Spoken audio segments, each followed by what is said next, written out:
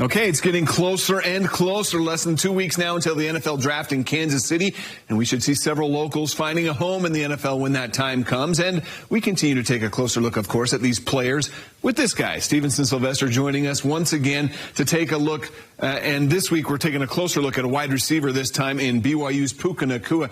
This is a kid who is one of the best high school football players in this state's history. He set several state records at Orem, including most receiving yards and touchdowns in a single season. For a career, he had 5,200 yards receiving, 26 touchdowns.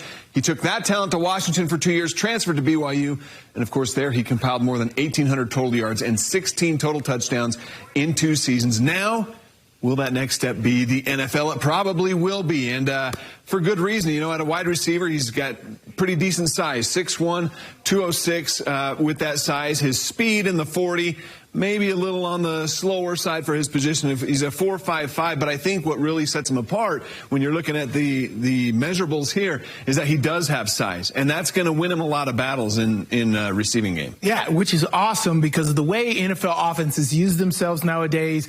You can put this guy all over the field, and where I see him is in the middle in the slot, taking advantage of mismatches and going after it. What you see on film, he's extremely strong and goes against contested balls time and time again, so you know he's going to come down with it. That's why he can work the middle of the field and really be taken advantage of. So he's able to get position, and once he's there, he's got the hands to pull it in because, yes. I mean, as we've seen several times, and we'll take a look right now, when the ball's there, he's probably not going to drop it. Yeah, which is so funny. A lot of people talk about, like, oh, he does this, he does that, he catches it with his body, he does this and that. Does he possess the ball at the end of the day? And he does, time and time again, no matter where Jaron Hall or any BYU or Washington quarterback is. Puka Nacua comes away with this ball, especially here, late in the game. This is what you want. Contested, big battle here with the cornerback, physical. He comes down with it with the foot in bounds. This was incredible. Fourth down, late in this football game, the game winner, and you know you got to count on Puka Nacua. I think everybody in this game knew the ball was going to him, and they still couldn't stop it. And then here against Baylor, it was awesome. This right here is what I call the NFL throw, the back shoulder. You're going to get this all over the field, from the red zone, end zone, to the middle of the field. They're going to throw this back shoulder, whether it's an out or streak, and Puka Nacua has the footwork to do that. And then here, go up and get it, right? He goes up and gets the ball. He's going to win 90% of his contested battles with DBs, and that's huge asset for a receiver. Yeah, and you only make NFL throws to guys who can make NFL catches, right? And there we go. And not only can he get into that position to make those catches, but once he's got the ball in his hands, man, he's going to pick up a lot of yardage too. Yeah, man, this guy is dynamic. And so here goes to the 4.5 speed, right? It's like, what is that? Can we trust him?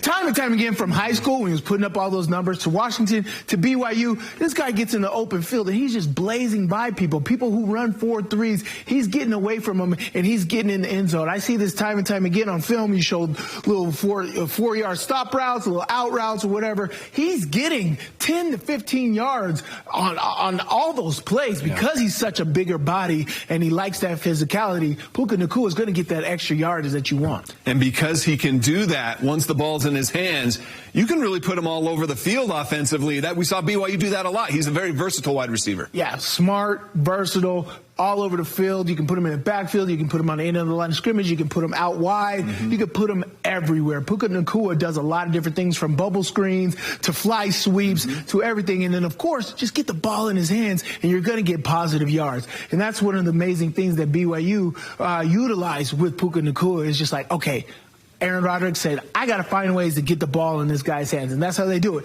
Multiple times in his Arkansas game against SEC opponent, he caught fly sweeps, got touchdowns, got big yardage. Puka Nacua is very dynamic, and he's going to make a lot of NFL teams happy. The amount of times they even gave him the ball inside the red zone, too, right, as a running back. It just goes to show, again, what he's capable of doing. Now, when we think of NFL comparisons, we usually like to ask you, I'm going to throw a name out there, and you tell me if you agree agree or disagree. I see a guy like Deebo Samuel as a very similar type of player that Puka Nacua could potentially be in the NFL. I like that because of the versatility, right? Where do they line Deebo Samuels up in the Kyle Shanahan offense? Everywhere. Right.